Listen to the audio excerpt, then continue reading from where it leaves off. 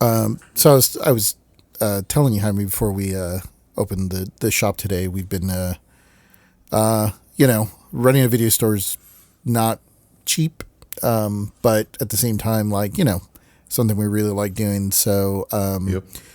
we have somebody that we're teaming up with to kind of help pay for some of our services down the road. But Right. Gotta keep the lights on. yeah, and so since we started doing the podcast, we use Podbean to for our services in terms of like uploading all our audio. It sorts through our RSS feeds and all that stuff. It handles most everything. It makes my life a lot easier because, like, this is the first time we've ever done a podcast. So when I asked friends and people, like, what should I use? What should I do? I mean, there were a lot of other things, and just in terms of like my technical ability and also like my free time outside of work, we ended up going with Podbean, and you've seen some of the stuff that we have on there, where we get like our statistics, Stats and stuff. Yeah. Yeah, it's all pretty cool, and it's very easy whenever I've made mistakes in audio and have to quickly re-upload, and then it gets all pushed out to our various feeds. Podbean seems to take care of that really easy. And if you're going to start a podcast, or if you want to start a podcast, or if you want to switch your podcast service, you can go to, we have a promo link, which is, it's podbean.com/topshelfvideo. If you use that promo, that will help us because it'll help pay for some of our stuff. But anyway, let's get the store open and let's get this thing kicked off. Let's go.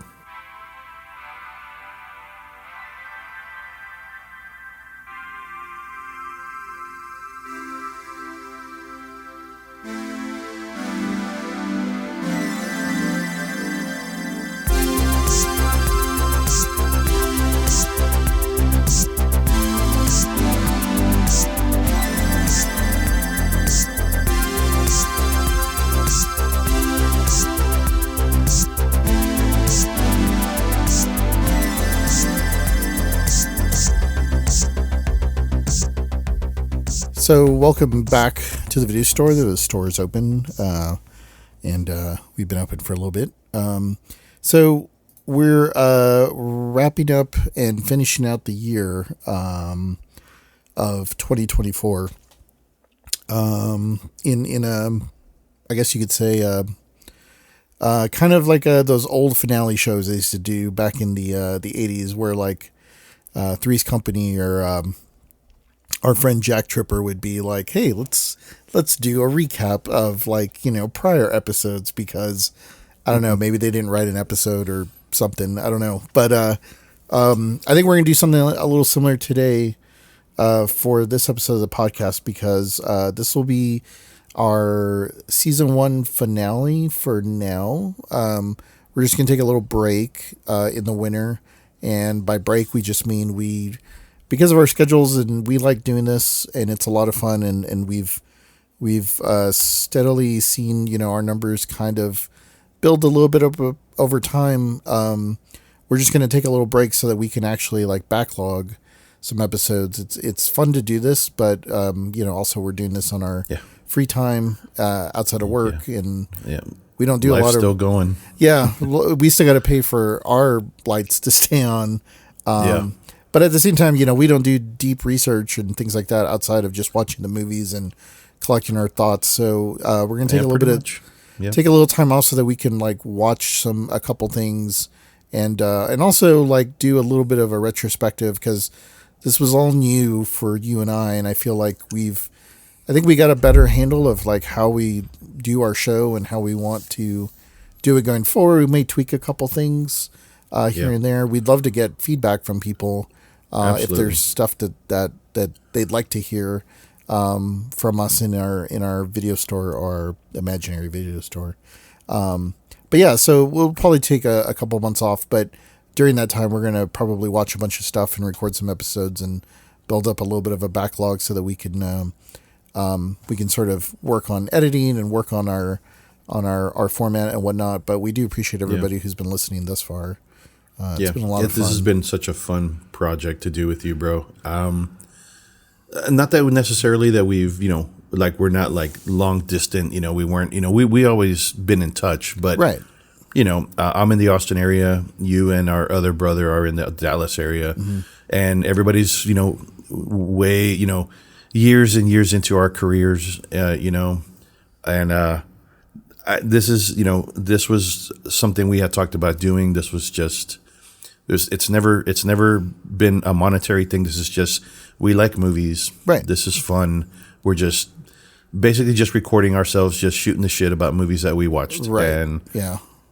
Lots of learning experiences, because, even though it's just for us, really, I mean, initially, right. If there are people that actually, and I guess numbers suggest that there are people listening, which is really cool. Thank you so much.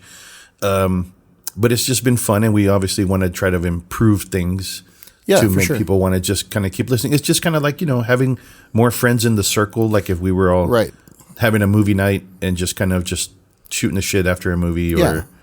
that's all that's ever was intended to be, and it's been a fun ride. Learning stuff about podcasting and I mean, you're doing more of the production stuff, but eventually I want to I want to get my hands in that too, right? So that way it's not, the burden's not all on you, because I know that your job your real job is a bit more.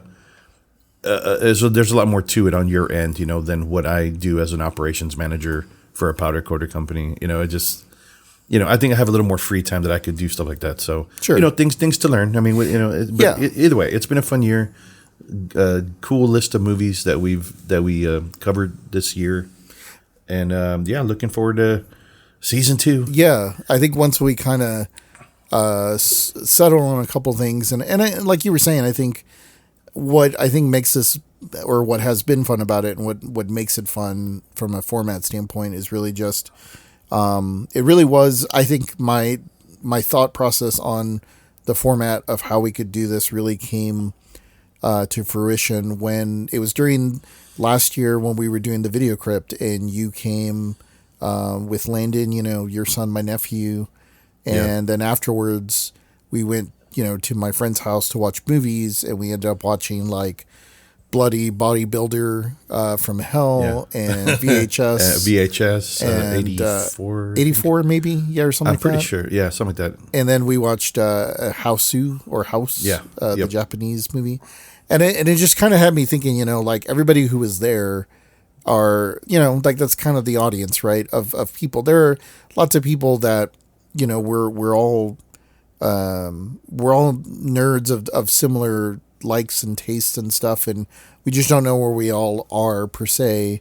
And like for myself, and I think a lot of people that I know, that we're just kind of introverted and kind of stay within our own circles, but through the Dallas VHS swap, through the video crypt, it's sort of opened up, where I now have more friends that are into similar things, movies, collecting videotapes, talking about movies, like the same way that you and I talk about movies.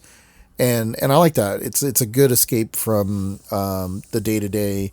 And I think the big thing about it too is like, and I think we've touched on this a little bit in a few of our episodes, but like, this really reminds me and makes me think of when we were younger with our uncle, our Theo Eddie, who was, who left our galaxy or our plane of living way too young, and he's a huge part of like why we are the way we are, because he was the cool uncle that at the time wasn't married, so he'd let us watch whatever mom and dad wouldn't let us watch, and he was just like, just don't say anything, but you can get whatever you want, and like inadvertently, whether he was being the cool uncle or maybe just kind of being lazy because he was like, well, I want to watch these movies too, so I'm not going to, I'm not going to make a big deal about this, but inadvertently, like really affected a lot of our upbringing, right? He shaped us, right? We wouldn't have watched... He was a big influence. Right, we wouldn't have watched Aliens, or we wouldn't have watched like certain movies like Nightmare on Elm Street or whatever.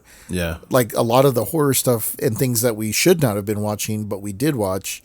because we were, renting on his card or whatever. Oh, yeah. I can 100% tell you that I wanted to be a ninja because of Theo Eddie. Right. Yeah. The whole ninja genre was clearly he influenced that. Right. That was, I'm sure when we told her we wanted to be ninjas for Christmas or for Halloween, where's this coming from? She knew. No, I think it didn't take her very long to figure out where we were getting that from. Right. I guess it's I'm true. sure she went to her brother like, hey, what are they watching? Yeah, exactly. Yeah, so I think in a lot of ways, when we do this podcast, I think a lot about him. I think a lot about, when we were younger. And, it's never the, simpler time back then. I mean, it's just the fact of there was a lot more freedom back then, right? Like, we have more responsibilities now, but that doesn't mean that you can't, like I do enjoy reminiscing, but I don't try to necessarily reconstruct that as much as, I just like talking about it. And that is the reason why I collect, the movies that I do, and we talk about the movies that we do, because it's like having a meal that just kind of reminds you of man, that reminds me of when grandma made whatever, and you're like, man, I remember that taste, right? Because it's very tactile, it's very visceral, and so holding the VHS tape or holding the rental or whatever is very different, right, than a modern time where it's like, oh, I remember watching the stream of that with grandma, or something. That just seems a little weird to me, but I'm sure for some people that's the way it's going to be. But for us, having been in the video store and selecting a video and going through the process, I feel I think it's cool to document it, for people, people that didn't have that experience, or people that were on the outer fringe of that. And I don't know, it's fun to do. So like you were saying, I'm glad we're doing it. It's a lot of fun. We'll figure out the formula for season 2 a little bit more. For the most part, I'm pretty sure it'll stay the same. But we'll figure out some of the things that maybe we want to tighten up or whatnot. But and I guess our format, which is our video store that we imaginarily own, that we call Top Shelf Video. I always thought that the huge purpose of that would be and it's funny. I never really thought about this until just a little bit before we started recording. But there is a format that people do similar to this, which is if you want to get to know people or friends, you do the handshake movie exchange, right? Which is you shake hands and you're you give the top 5 movies that sort of by giving those movies as suggestions, say something about you. And if the other person has movies that are similar or match that, then you tend to be oh, well, this person may be somebody I sort of click with, right? And right. I feel our format, which is we're creating that, but in a longer format, our top shelf, which is where our top shelf movies go that we pull from the movies that we talk about, that's sort of it's a combination of both yours and mine, movies that we would put on that list, because I feel in a lot of ways we probably have similar tastes for these kinds of movies. And then with more modern movies and stuff, and the podcast that I do with Denise for Film to Table, my wife, those are maybe more modern, currently, out in theaters or stuff that's a little bit outside of the fringe of some of those things, because we're both movie nerds as well too. And so I think that also builds a list of some of the things that, I like in particular. But I think for you and I, we have that unique, Gen X experience that I feel a lot of these movies align. So, I thought maybe we could just maybe do a recap of some of the movies that we have on our top shelf. We can discuss whether we want to maybe remove them, if there's enough of a reason why you and I think we should take them off the top shelf, and or add something back in if we have enough of a reason to do that. But we've done a baker's dozen or so episodes up to this point. Yep. What is one of your favorite top shelves that we talked about this year? Well, I gotta say, I probably, and I'm a bit biased again because of most of my entire adult life was spent in the military. Sure. The episode we did on Tank, Right. which is on the top shelf, Yep. is probably my favorite. Again, I'm a bit biased, Oh yeah, sure, but that's but okay. but It's given that artless. this is, oh yeah, but I think given that this was our first go at trying this, you've pretty much, because I mean, obviously you're.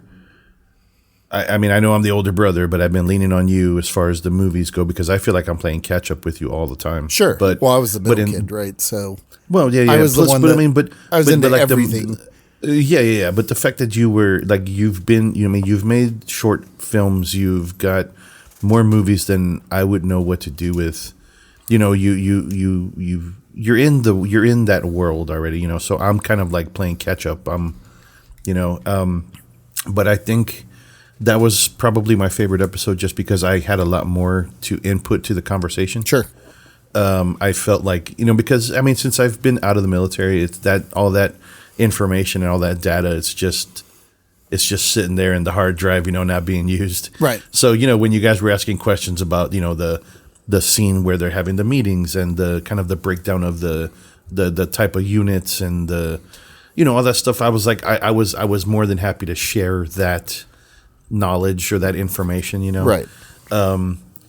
And I guess that's probably why I kind of get giddy when I re-listen to it because like you and Denise, like I didn't realize till the moment, and then when you brought it up in the podcast that I mean, Denise knew I was in the military, but we never really talked about what the hell I did. Right. I mean, mind you, I had multiple jobs throughout, but the majority of it was in a tracked vehicle and putting rounds down range and all this and that. Right. I mean, I've had my fun in other types of jobs, but that was always I have a special place. The majority of my longtime friends were guys from my crew or Right. my platoon or whatever. We deployed together, and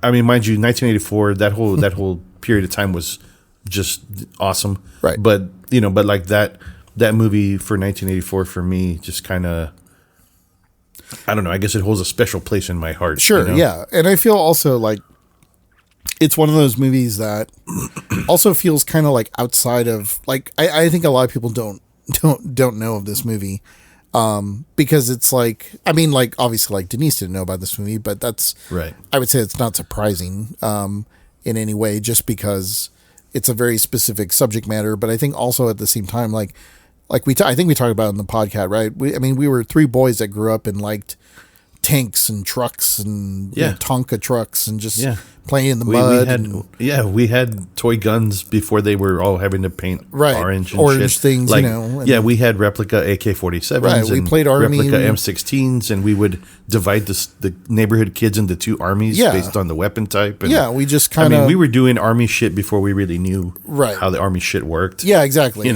And I think it was all in fun, right? Like we weren't like, Oh, of course. like like hooray for war. It was just more like, I don't know, it's what it just felt like fun, right? And so I think like when it came to the movie Tank, I remember it's like when we talked about that and I remember maybe talking to some people about it, saying like, oh yeah, the guy from Rockford Files is in Tank, and they're like, what the hell's Tank?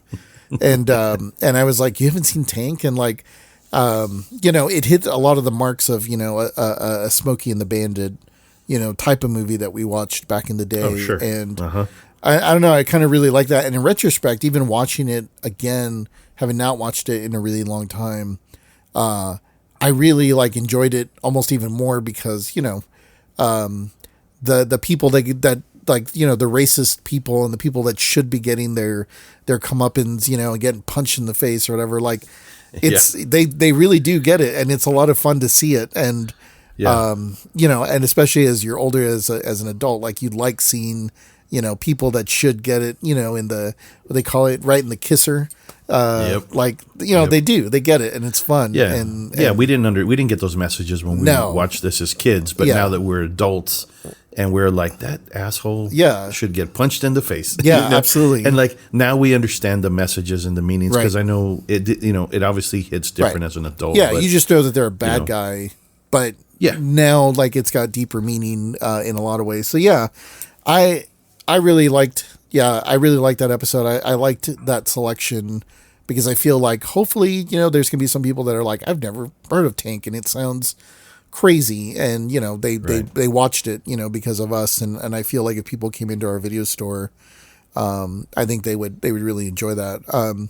For me, I mean, I think there's like some obvious ones, so I'll go with the ones that are maybe, I wouldn't say not as obvious, but I really love Summer School. Like it's a Summer School we put on the top shelf, and it's I can't tell you how many times every time summertime comes around, like I immediately think like, oh man, I gotta have some friends over to watch Summer School, and it'll be like the first part of like a double feature or like a triple feature. If we start off early and we're grilling food outside and people are just kind of sitting on the couch waiting for like movies in the evening, like I'll be watching Summer School because I feel like it's just one of those fun movies that I really miss, just that style, that format, of just like not slapstick the way that Ace Ventura, kind of comedy is, because I'm not really a big fan of those kinds of movies and those kinds of those sorts of things, but I do like that style of comedy for sure. That's like a big thing for me. Okay. And I think when you and I were talking about it, it had been a minute since I think you had seen it, right? Yeah. It probably came on like TBS or something, right? Maybe 10 years ago or something.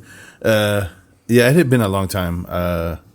But as soon as we threw it on, and I don't know, it's just a fun movie. I mean like in the podcast I mentioned, unfortunately I went to summer school. I think every summer of high school, because I was not focused on the books necessarily. But it was. I enjoyed it. You're everything. Yeah, you're right. Everything about it was just. Summer. I think it is perfect. I think it's like the middle kid in me that's just like, I liked people that had like just the chaos of of Dave and Chainsaw and like all the other characters like Ikian and everybody who would just, they all seem like outcasts, and not to say that you or Mario ever treated me like an outcast, but as a middle kid sometimes I just kind of felt that way, and so I don't know, it just resonated with me. But I really like Summer School, and like I said, it's almost a must watch for me, like every summer. So having it on a list of people of movies that we want people to come into the video store and like actually watch, I think it's a really, we can definitely suggest that almost like every time. For sure. Yeah. I'm kind of surprised there wasn't a band nerd in Summer School. Yeah. Because I mean, that's kind of, that was. I mean, our awkwardness was, we were band nerds, right? I mean, I don't know. I guess it's it's different every, because obviously this was before we were in high school, but right. I guess maybe it wasn't. I guess band nerds were just seen as being like, we were always in the books and studying music and blah blah blah. So yeah, I don't know, but it seemed like, I guess maybe because I was always in summer school, so I guess I was like, there was no band guy in there. Well, I think the stereotype trope, right, was like the band nerd was the extremely, like, that was more like the Revenge of the Nerds people, right? They were like, well, they'd be too smart to actually end up in summer school. Like, they would have been in the other class, the ones that were there because they wanted to be. Right. The ones that, like, who they were in the class next door. Yeah. To get ahead. It's like, who the hell does that? Like, the band nerds. Yeah, exactly. So that's probably what it is. So they were there. That was just a different movie. Right. Completely. It wasn't his class. So. Yeah. I guess speaking of movies that were a little bit of outside of a slight range and maybe less known for some people and ended up creating a shelf just underneath, or not underneath the top shelf, but I guess like maybe behind the counter, or like the briefcase. The briefcase sort of. I think like Silent Rage with Chuck Norris was one that, like, when we talked about doing this podcast, I was like, man, we really have to do that, because I feel like I never hear anybody talking about this movie. And then the people that do know about it are very much like my types of people, right? Like they're like, oh shit, like, about like, Silent you've Rage? seen Silent Rage? Yeah. Yeah, exactly. And so I feel like that's the video store people that I would love to have in, that are like, hey, you know what? I'm gonna rent me some Silent Rage. So I'm gonna go grab it from Top Shelf Video. And watching it again, like it was such a weird experience, but like in a good way. Like, it's like, why is this? Yeah. How did Porky's, like with the bumbling cop, like the I forget what his name was, but the cop who was like assisting Chuck Norris, he may have been in Porky's for all we know, because he looked very familiar. But I was like, say he was. How did the Porky's movie end up in a, like, sort of a Halloween ripoff sort of movie that has like tons of action, but also like extreme, like, kind of tense murder scenes? And I don't know, when it all came together, it's like, but it still works. Like, the whole thing sort of comes together and works really well. And I don't know, I thought that was like something that did need to be like categorized in a way that, like, we want people to see that kind of movie, but maybe not everybody, because it is so weird. And again,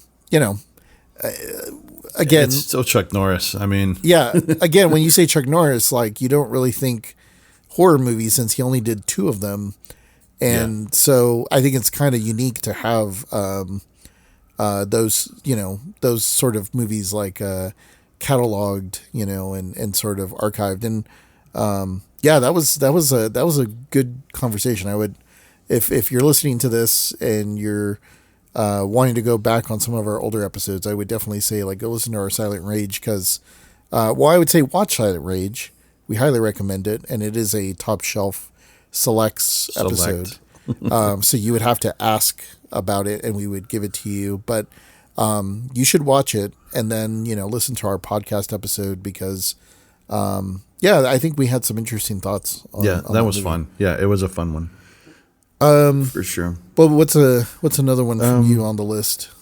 Well, just because, again, this is our first time doing all this. I did enjoy the Last Dragon episode, because that was also our first applicant, our first guest. Yeah, and now outside of Denise, because outside of Denise, because she's part of us. She's owner, owner. Part owner by marriage. So outside of the household, or the family. Yeah. Last Dragon with Chad.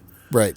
It was an awesome recommendation. Right. Who is now employed with us, by the way. Like, he is working for us.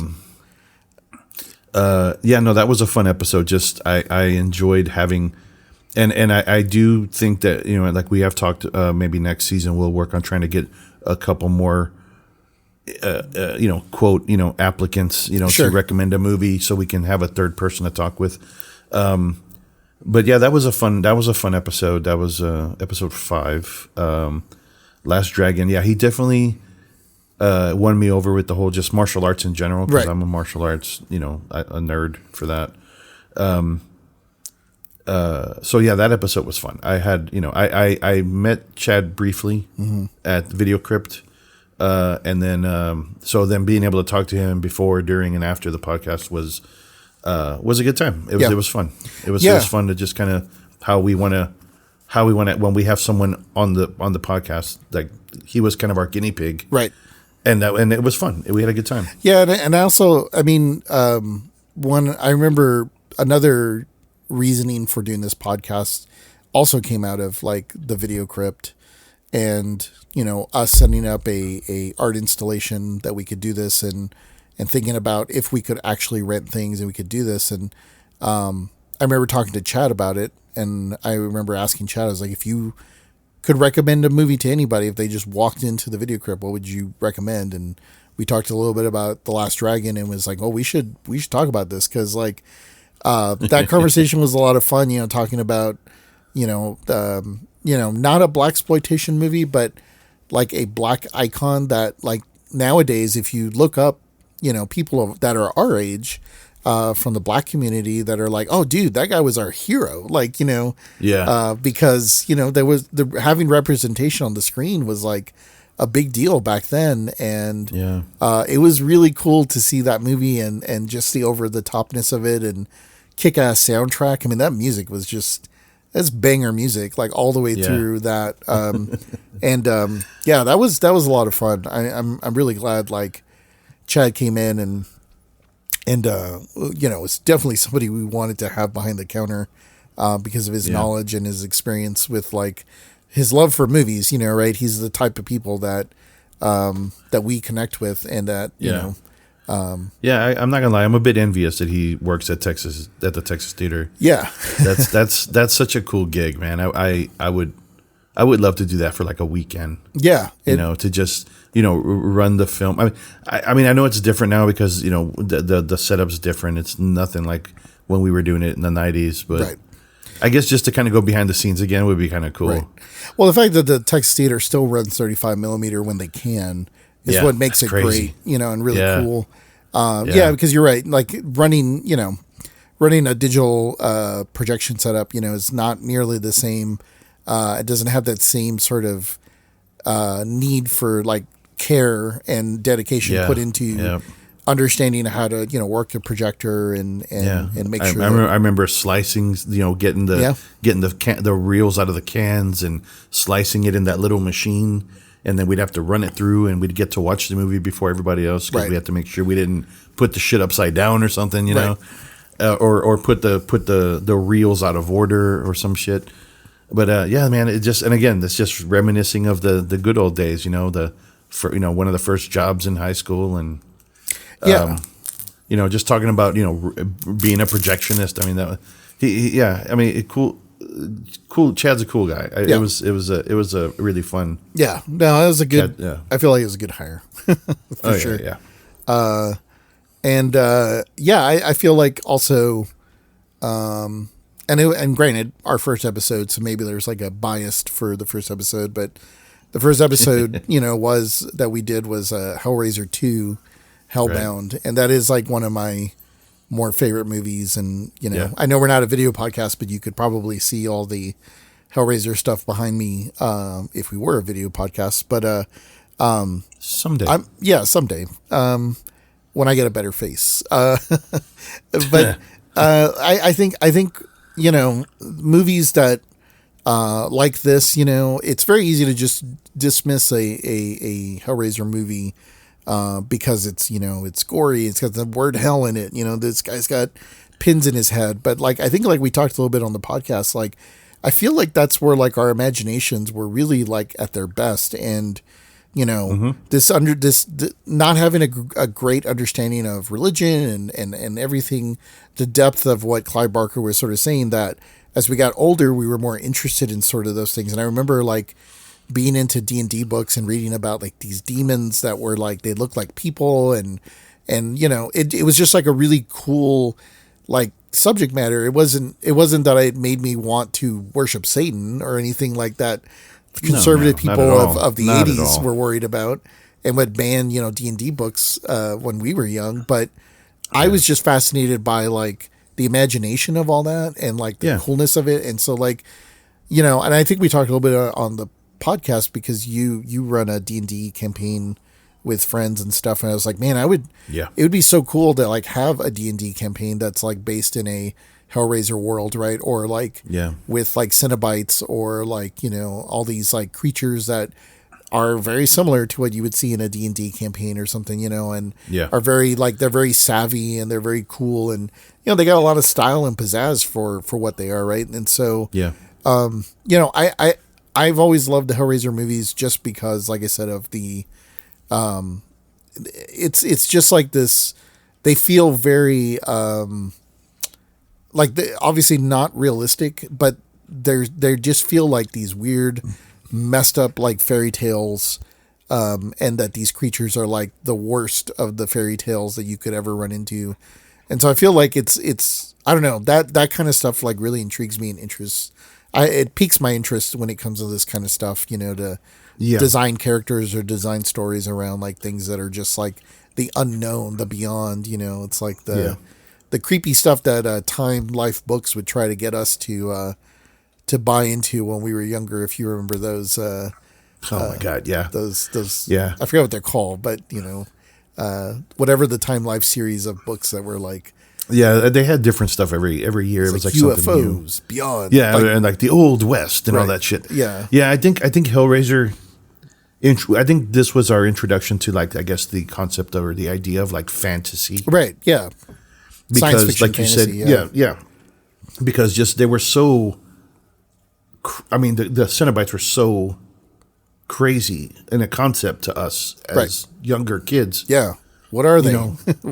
Yeah, exactly. So, I mean, and like you said, I mean, like you touched on, I've gone back into the world of Dungeons and Dragons for some coworkers and my boys, and it's been fun, and watching this reminded me of that.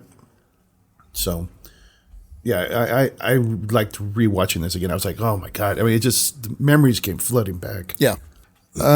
So yeah, let's see what else was on there. Oh, we can talk about another set of employees that kind of came through. Yes. I feel like there's a lot of factors that came together to making this podcast, right? Because like you were saying, we're not really trying to. I mean, sure, we'd be more than happy to take people's money if they want to throw it in our direction, but this isn't really like about monetization, as it is more about like archiving and just discussing. But I feel like one of the things that I did enjoy over the past couple of years as I've gotten a little bit older and just like getting into like going back to some movies that I hadn't seen in a while, or movies that I thought were, or actually that I know are very obscure.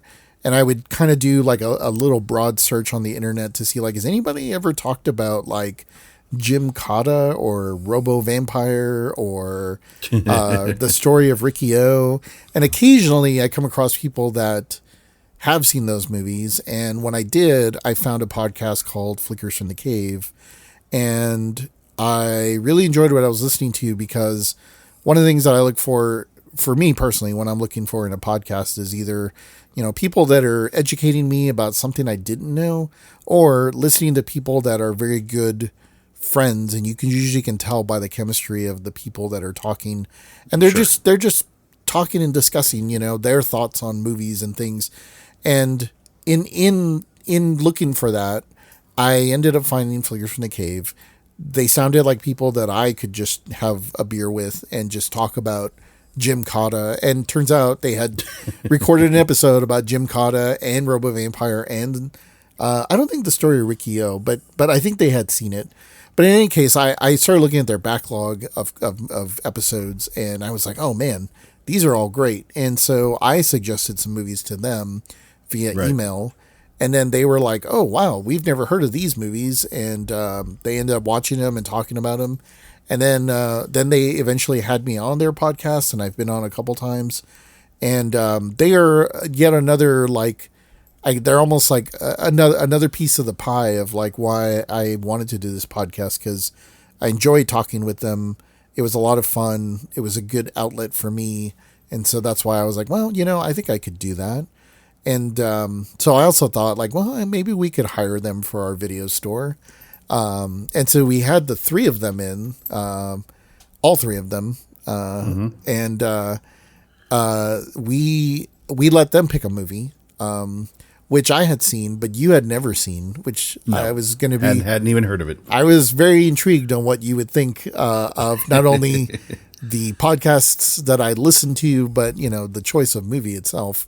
But yeah, we ended up watching Raw Force, which, man, has like everything that we've talked about in almost, I mean, outside of even a tank, maybe there was a tank and I just kind of missed it. But I mean, I wouldn't doubt it. It's got, if we went back to rewatch. It's got cannibals and kung fu people and swords and boats and ninjas and gratuitous boobs. Yeah, barbecuing.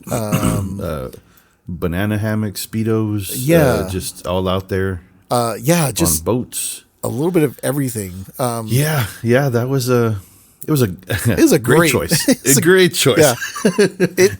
I mean, for what we want to do and just talk about movies that are, I mean, some a little obscure, like you said. I mean, it didn't get more obscure than this. Well, and it hits all the marks of what we would want from a video store rental of like somebody that would come in and say like, you don't have anything that has like action and drama and explosions and ninjas and cannibals and exotic locations and karate schools in Burbank and stuff like that. And we were like, yeah, actually, as a matter of fact, we do. Yes, we do. But it's behind the counter.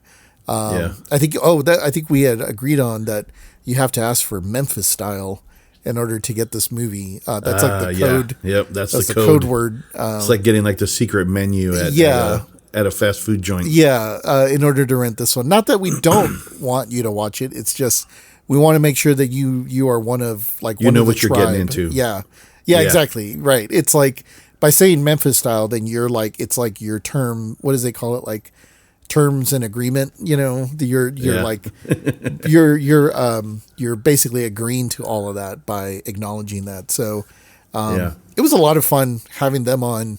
I think it was great that you got to meet them I guess we'll say in person, imaginary person, but in a virtual sense, because again, I think like a love for movies, it broadens the spectrum of like people that we would hang out with if they were in the Austin area or the Dallas area, right? They are part of our tribe of people that we could easily get along with because they were very easy to talk to, but also like they are very questionable employees.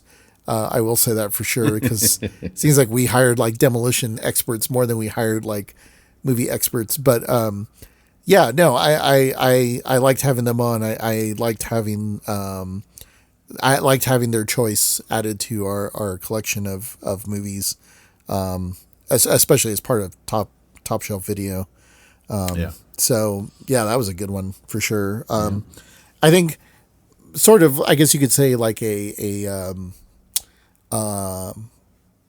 could give props or I guess in having the video store, we were able to have a celebrity or for us, a genre celebrity person come through the store that was gonna, she is more than welcome to rent whenever she wants, but we had Jill on, who was the director of The Stylist and The Ghost Game, and that was a really fun episode, and we got to talk about those two movies in particular because I've been following Jill's work as far back as maybe sometime in the early 2000s when she was at Texas Frightmare, directing her first short, and that led to other shorts, and it eventually led to The Stylist, and now she's done a couple of movies that are like full feature films, with the most recent being The Ghost Game, which is currently available for streaming, and you can buy it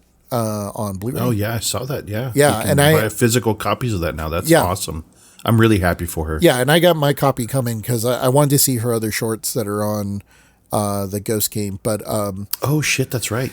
She talked about that. Yeah, I got to get my hands on that then. Yeah, and so and then The Ghost Game was good. And so The Stylist is very good. I think they're both really good movies that we'd be proud to have in our video store. And it was really cool, like hearing from somebody who's not like making blockbuster movies and is having to really like make the types of movies that we want to see, and those are not always the movies that you're going to find like at cinema all the time. It'd be cool if more of her movies were like in theaters, but hopefully someday we'll see more of that. But it was really fun having her on and being able to chat.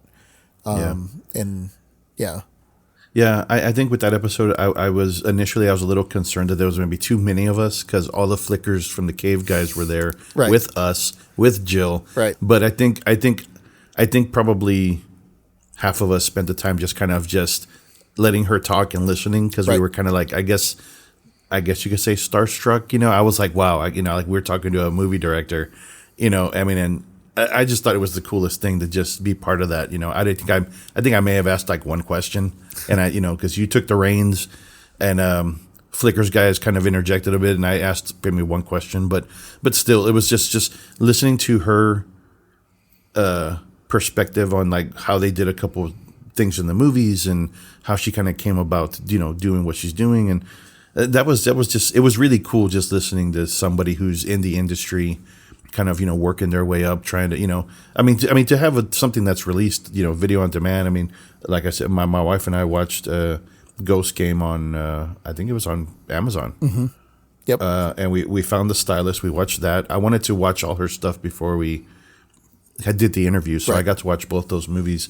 Yeah, those are great. Yeah. I mean, those are definitely good movies. Yeah, definitely recommends. And like I said, she's always welcome back anytime if she wants to rent anything, no charge. Lifetime membership. Yeah, Yep. yeah, no charge. It's it's on us, and we're always happy to suggest. But let's see, what else do we have on the list? Is there anything on there that you wanted to call up that's on our top shelf? I think we got a few left here. Call up. Well, no, I mean, I think just kind of looking at the list. So, American Ninja, Killer Clowns from Outer Space, Gremlins, and Silent Night, Deadly Night didn't make the top shelf, but I definitely enjoyed watching those again. Oh yeah. Well, let me back up because Silent Night, Deadly Night was a first run for me. Yeah. Mm-hmm. Gremlins, I remember that. Killer Clowns. That one was one that I could have swore I'd seen it from beginning to end, but I think I saw it in like bits and pieces. Right. Mm-hmm. But then I saw it from beginning to end to prepare for the podcast. And then American Ninja. I don't know why I remember that. I remember everything about that movie. Right. I could storyboard out that movie. I'm pretty sure I could. Absolutely. If I had to. The whole sparring thing with what was it? Joe and Jackson. Yeah. Yeah. Just everything. Everything, the montages and it was the riding, I remembered the bike, everything. Yeah, the girl, the Black Star Ninja. I think those movies are properly placed. They're not top shelf, right? But they're deserving of a spot in our video store. Yeah, for sure. Yeah. But I think they're all good. Those I guess are they're in a good spot. I like them. They're in the video store. So. Yeah, for sure. Well, and I think so. Yeah, the last two that I think we have here on the top shelf are The Last Starfighter, which I think we both agreed were that one just hits a lot. It hit a lot of the notes for us, I think, in terms of like the things that we grew up with. I mean, it has awesome orchestrated music. It had 3D stuff, 3D like ships and space fighting that ended up being your future. Yeah, it ended up being definitely my future. And it was funny because I guess as a kid, and I always hear these like when you see like behind the scenes of, like a director or something, they're like, when I saw that, I knew I wanted to do that. And I was like, for me, I was like, I saw that, but I didn't think you could do that. Like, I didn't think I had no idea how any of that got made, but it really like sparked my interest and my level of creativity. And I remember like all the toys and like, cardboard and stuff that I would cut out to make spaceships and to do things. And I built it however I knew I could do it, not thinking that, it just kind of happens because movies are magic and they just kind of happen. But to see that, definitely, as I got older, I was like, I absolutely want to do that. And, once I've understood that, like, 3D modeling is a thing. And like, you don't have to physically build it. you can build it in a computer and all that. It wasn't until I was much, much older, but that seed was probably planted pretty early on by The Last Starfighter. But I mean, even then, like the cool outfits that they wore, like I thought they had cool, like flight suits, for a movie that.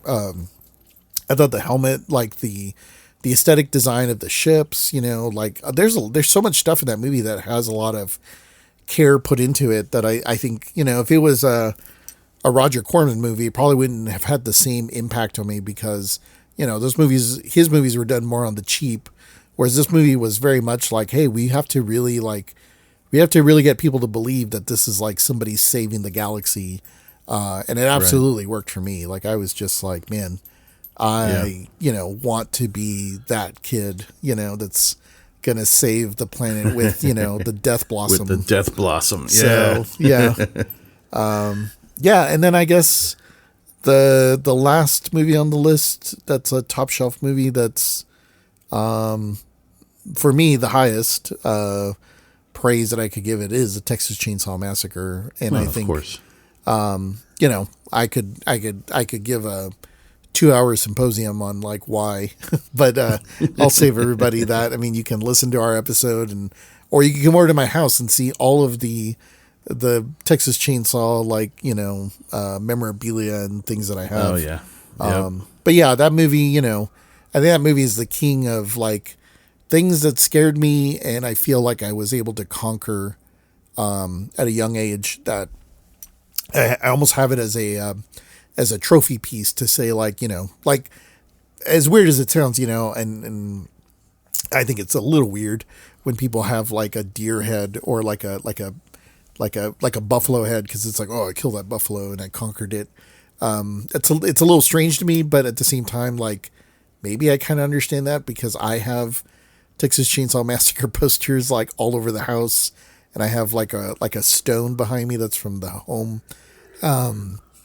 I've got all kinds of memorabilia from Texas Chainsaw Massacre, and I feel like it's my way of like showing that I conquered like the fear of that at a very young age, and I don't know, I can see that.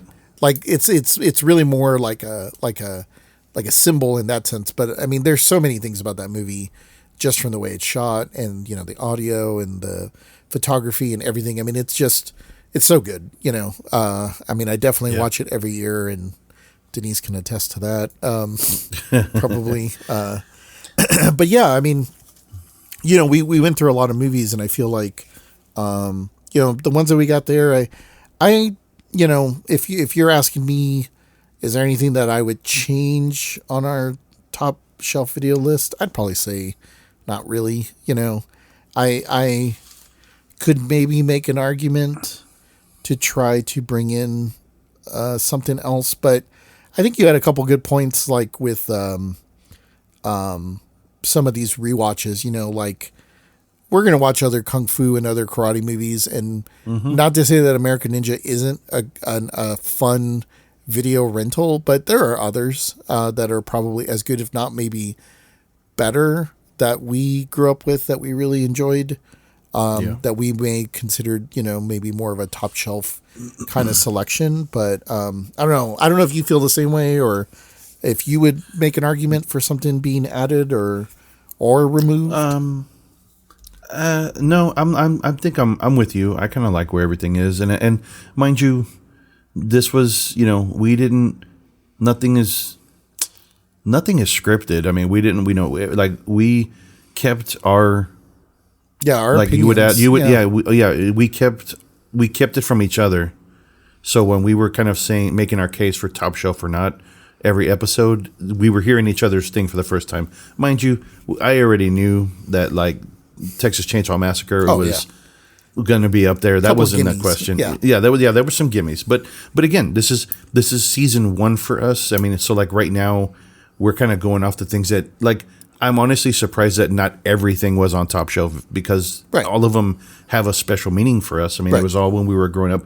I mean, we certainly weren't shooting to be a 1980s podcast, but it kind of turned out that way because our love for movies started around that age where a lot of these, I mean, there's a pretty good 85, 85, 86, Yeah. no, 87, 84, everything. And it wasn't on purpose. Right. It just kind of played out that way.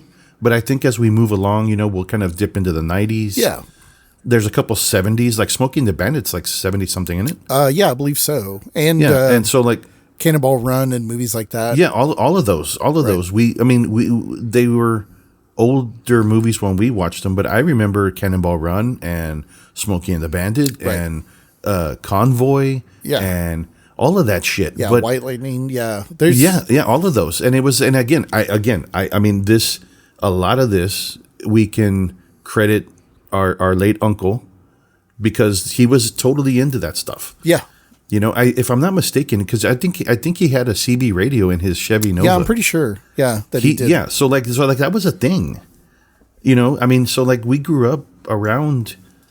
It was, I guess it would be like having like XM radio, or whatever nowadays. Or the internet, like really, right? Like, I guess broadband service for reaching out to other people, right? Just and so it was just like a thing. It was just a thing that it was commonplace for back then. Like now it's like commonplace to have a touch screen in your thing and right. Or in your car, internet in your pocket, right? Like on your phone. So I mean, I'm sure we'll bounce around, but like, anybody who watches or looks at our episode list, right. Don't be mistaken. There are plenty of other movies that we want to hit up. It just so happened that because we were excited and reminiscing about our childhood, there's a gap, there's a window there where we were like, oh, remember this? Yeah, right. Yeah. And it's like, as we started to look them up, we started realizing, holy shit, 1984 was an awesome year. Yeah. Yeah. And so a lot of those we kind of want to talk about. So like the 80s, the late 80s, because I think my freshman year in high school was 88, 89. Right. And so there's a little bit of, there'll probably be some stuff there where I was, in that age of, just going out with girls every weekend or, marching band or, so at first job. So there's probably a lot of stuff that it's going to be first times for me as we go along. Mm-hmm. But every once in a while we hit up the, the Smokey and the Bandits and the, I mean, hell, I wouldn't mind watching like Twilight Zone. Yeah. That anthology, the creep shows, all that stuff. So there's so much stuff that we can start kind of formulating how we want season 2 to go. And and like you were saying, I'd love recommendations from people. And if you do have a recommendation, like you can email us at topshelfvideopodcast@gmail.com and give us a suggestion and even give us a suggestion if you want to actually like maybe apply to be an employee. We can chat and see if maybe you want to be on. But it is funny. I'm looking at the list and you are right. Like the only two movies that are outside of the 80s are like Jill's movies of The Stylist and Ghost Game. Everything else is the latest is like 1988, which is like Killer Clowns. But like you said, I mean, we're kids of the 80s. We grew up.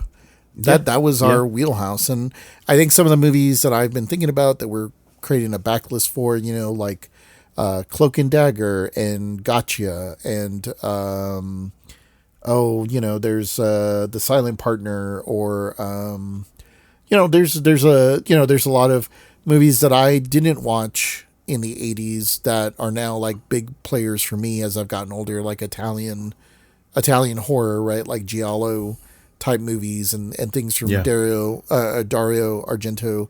Like some of those I ended up watching when I was like more in the late 90s when I was going to art school, because I was being introduced to it by people in art school. And I was like, I just never heard of these movies because they weren't necessarily like when we talked about the videos that we would rent from back home. If they did have like Italian, horror or whatever, they probably didn't have too many copies of it because, we grew up in a, I guess you could say, a more simple area of the country where it's like, I want Steven Seagal and I want like Arnold Schwarzenegger and I want, I want a dude who has a tank that's busting his kid out of jail or whatever, like I think that they understood what their audience was back home down south. And when I moved to Dallas, and even like, I think when you moved up to like, through the various parts of the country. And I remember when we'd go and visit you, like if we went to the video store to go rent something, if we were staying with you for a weekend or something, like I would be a little like, huh, I've never seen any of these movies. Never like, seen this shit. Yeah, this is all weird to me because I'm used to what I see, right? So I think that there's like definitely some movies that I'm looking forward to either introducing you to for the first time or like jogging some of that loose that maybe you did watch it, but you just didn't remember it the same way that I did. Right. And so, I'm looking forward to some of those, like in a season 2 that we're going to be, compiling our list and putting something together here pretty soon. But, I think, I think if there's any, suggestions on a format, if people would like to hear about this or that, I think for me, one of the things that I really enjoy doing is finding the sorts of, pieces that we would have around the store, the advertisement or the merchandise that we would have, whether it's real or not. It's one of my favorite parts about the video crypt that we have at the Texas Theater is having those standees and having like the actual like sort of feel of the video store really is important. It's not about just having the videos there as much as it is about having the standees and the displays and the posters and all that stuff brings the video store together. So I really do have fun when we are thinking of what we want to do with our video store. Like I speaking of Flickers from the Cave, like, and the episode where we talked about Raw Force, like, I thought it would be funny to have a, what was it? A Burbank karate. It had to be a tank top. It had to be a tank top, but it was gonna be a Burbank Karate Club T-shirt, right? Which I am gonna make. Whether we sell any or actually, put them out, we'll see. But I am gonna come up with that design because I've thought about that for a while now. And also we had the cookbook of like how to slow roast, I guess, cannibal women for kung fu monks or whatever. And have that cookbook. I know we talked about the popcorn machine for Killer Clowns. I think it'd be cool. The flight jacket for what was it? Oh no, cotton candy. We were gonna have cotton candy. Yeah, hanging from in the ball shaped. Yeah, but we're gonna have the themed I think boxes for Killer Clowns for the popcorn. Yeah. But I mean, just stuff like that. I think it's like a lot of fun, some of the standees and things that we had talked about wanting to have, and it'd be a lot of fun if some of those things did exist, or if people, again, if we have people listening, I know there are some people that are like deep into collecting memorabilia and stuff like that, and like there's a lot of stuff that it could be regional to like the UK or stuff that was only in the US or whatever, but standees and like booklets and posters and stuff like that, they are unique per region. So it is kind of cool to see some of those things. And so if anybody's aware of some of the stuff that we've talked about on this podcast or any other cool merch, I'd love to see like links or things that, not to say that I would buy it, but also not saying I would not buy it. But, I think it'd be kind of cool, but, I think it's been a good season 1 for the podcast. Yeah, absolutely. I've had fun doing this, bro. It's been, I'm sure I mean, I don't know. Maybe I'm just, don't want to get too mushy, but I mean, it's been a good therapeutic kind of, like I said in the beginning, we've kind of going our separate ways. The Army took me all kinds of different places, and I can't reiterate enough how much I really enjoyed doing this with you, and just watching. I know we've only watched maybe 2 or 3 movies on Discord together. Yeah. Everything else has been kind of like we have to kind of our work schedules are a little wonky, so we can't always do it that way, but. I had a blast watching Texas Chainsaw Massacre with you in person at your house. Oh yeah, up in Dallas on a weekend. That was so much fun. And if it hadn't been for the fact that we were already tired, we probably would have just recorded it like right after. But It was already. But we're like, you know what? Let's. I got to drive back, to Austin. So we'll pick a date and we'll do it. Yep. But yeah, this has been so much fun. I mean, and this is for you and me, like you said. It's archiving for you and me. If others get to choose to listen in, it's welcome. Yeah, welcome to the tribe. Welcome to our video store and have a look around. If you know any Hispanics, we tend to have large extended families, right? So just like it's kind of like welcoming people to the family. Just don't expect tamales on the holidays, right? I can't make and send out that many, right? But but best we can offer you is some podcasts. Yeah, so, absolutely. So if you're listening and you're enjoying, thanks. Awesome. Thank you. Give us a comment. Much. Give us some feedback. We'd love to hear it. We absolutely feedback. Yeah, we'd love to know how we can do things better. For other people to enjoy, or would want to hear. So, send that over. We'd be happy to hear it. So one of the things so there were two interesting things that happened this year, and I thought maybe we could chat about them really quick, but also just kind of also talk about how cool like the video store community, and also like just the I wouldn't say I don't know. I guess some people would say it's like a resurgence of the video store, but for me, it's like the video store for some areas and places like hasn't really gone away. And so when I was in Chicago in November, I got to go to the Video Strip, which is like in Chicago. It's run by a gentleman named Joe Truden. Hopefully I said that right. And it was cool because I bought a couple of movies there that I ended up giving out to some friends as part of like a virtual like video store exchange gift for this past Christmas. But what was kind of neat was like his store, which is like local to a community out there. It's called the Video Strip. It's mostly just rental, like straight up old school rental. And I love that. It was kind of funny because when I came in, he was like, well, just, like all this stuff's for rent. And I was like, no, I was aware because I had been following his video store and I thought it was cool icon on Instagram.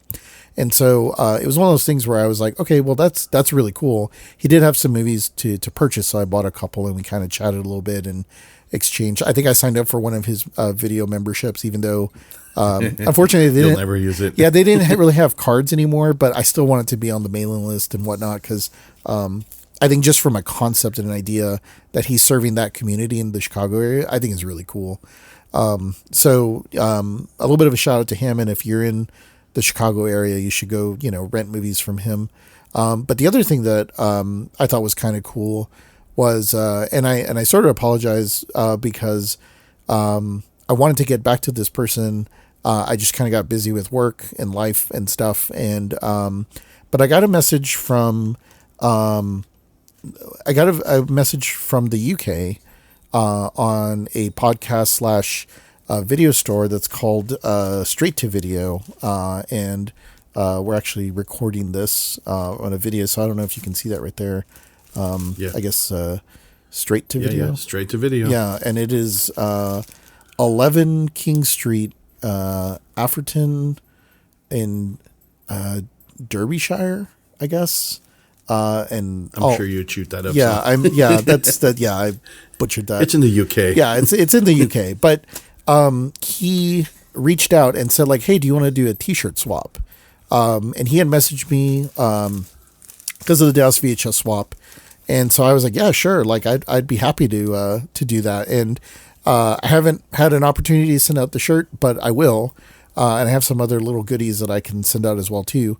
So, but what we have here is, I'm assuming a t-shirt, but I kind of thought maybe we could open this up as part of our season 1 finale. I think it's kind of cool, but so let's see what's inside of this. Yeah, kind of fitting. I mean, we just had Christmas, so yeah, exactly.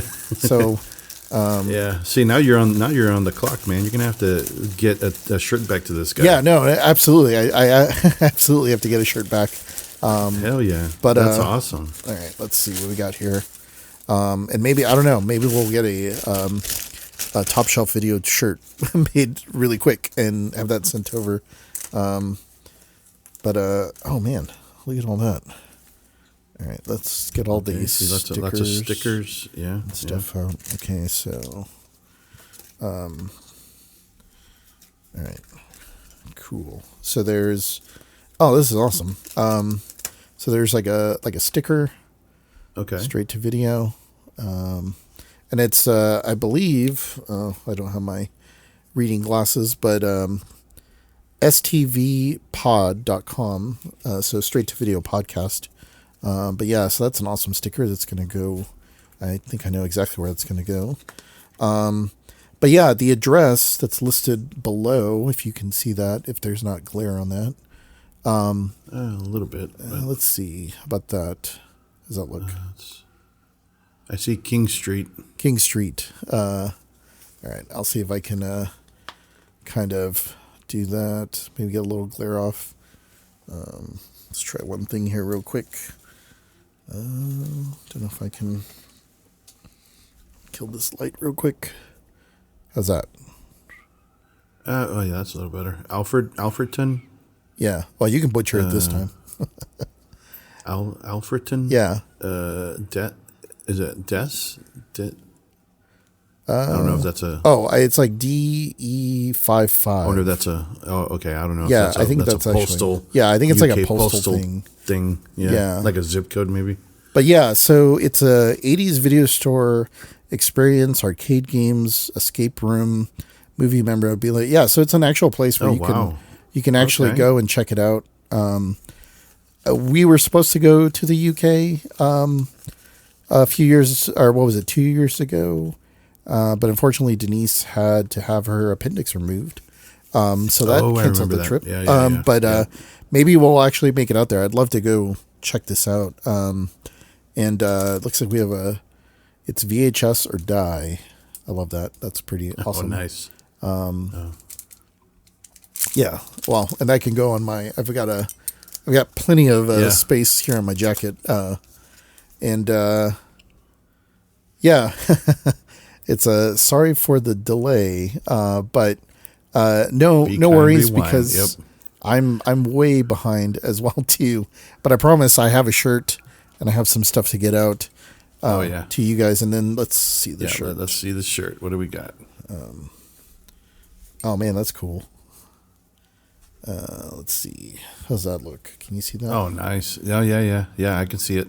Oh, dude, that's straight cool. to video. That's awesome. I have the sticker too, by the way. The do not leave it in your car or it will melt.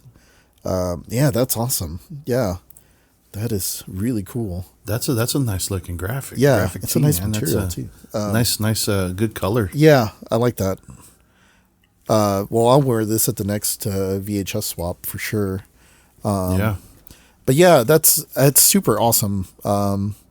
Yeah, thanks for sending this over, and I promise we have our stickers and buttons and stuff that we'll be sending over to you guys as well too.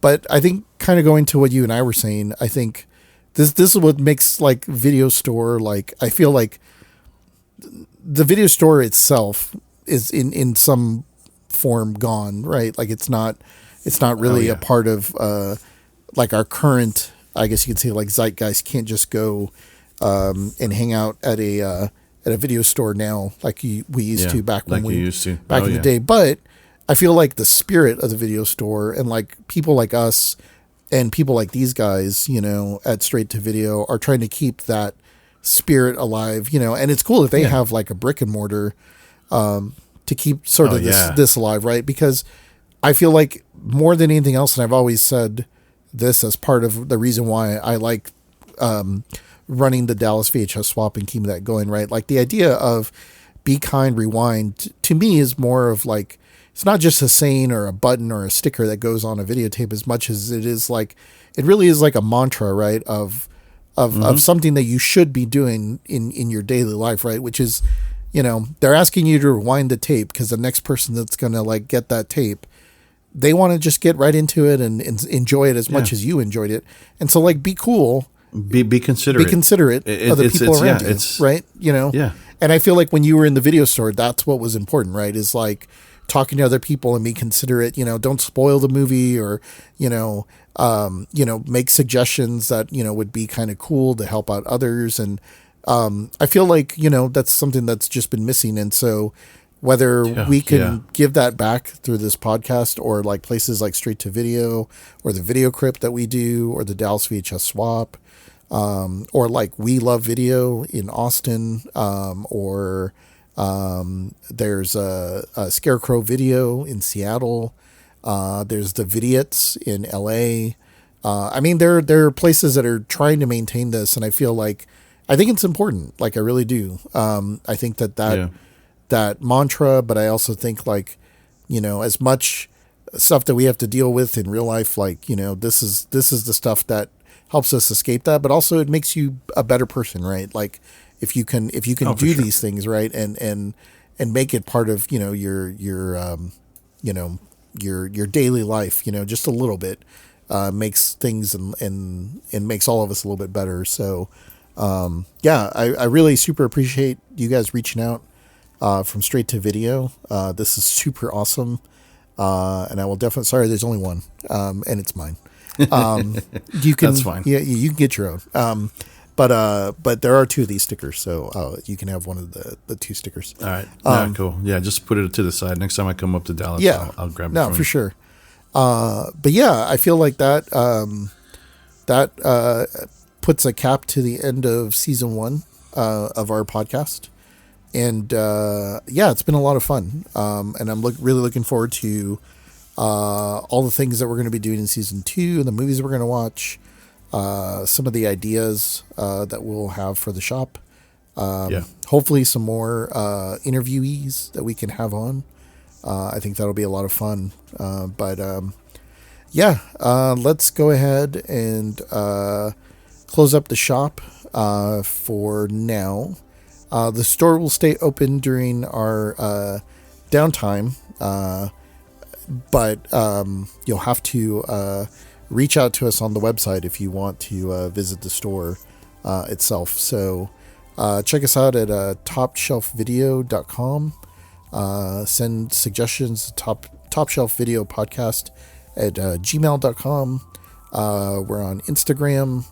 We're on Blue Sky. I think I forgot to tell you that. I just added that. You can find it on our website. It's Top Shelf Video Podcast on Blue Sky. I don't know. Blue Sky is new to me, so it is. Just do a search for Top Shelf Video Podcast, and you'll probably go to the website. Look for the logo. If you see the logo, then you're all good. This has been a lot of fun. So. Absolutely. Time to close up shop. But my name is Eli, one of the co-owners. And I'm Jaime. I'm the other co-owner. And we'll catch you guys in season 2. And hope everybody has a good new year. And we'll see you guys later. See ya. Peace.